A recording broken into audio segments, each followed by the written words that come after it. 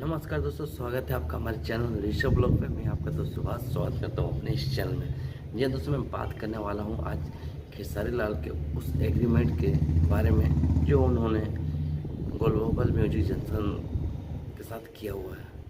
तो मैं बता देना चाहता हूँ, खेसारी लाल यादव कम पढ़े लिखे होने के कारण उनको कहीं ना कहीं ये फंसा दिया गया है, या शायद वो हद से ज़्यादा विश्वास कर चुके थे ग्लोबल म्यूजिक के साथ, या फिर उस समय वो सोच नहीं सके कि इसका परिणाम क्या होगा।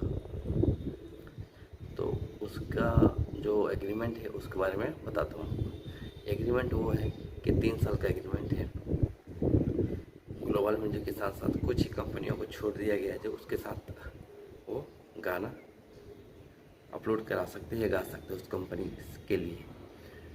और उससे पहले वो गाना जो है वो ग्लोबल के पास जाएगा, ग्लोबल सुनेगा, उसे अच्छा लगेगा तो ही उस चैनल पर अपलोड होगा, इसके अलावा नहीं होगा। और ये तो अभी 2 साल ही बीता है, अभी 1 साल और बचा हुआ है जो खेसारी लाल का पूरा लाइफ को तहस नहस कर सकता है, तांडव मचा सकता है। 2 साल बाकी, 2 साल हुआ है, 1 साल और बाकी है। इसके लिए खेसारी लाल यादव जी रियल एक्शन भी ले चुके हैं।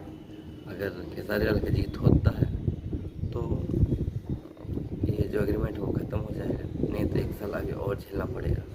और आप समझ सकते हैं कि 1 साल में वो क्या क्या कर सकता है।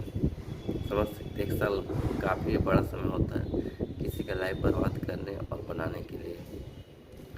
बात बाकी आप लोग तो सब समझदार हैं, खुद समझ सकते हैं। देखिए आगे क्या होता है।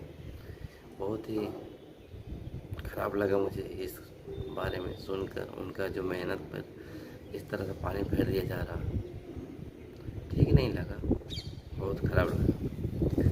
चलिए अब तक के लिए यहाँ ही इतना ही समाप्त करता हूँ, मिलता हूँ आगे अगले वीडियो में।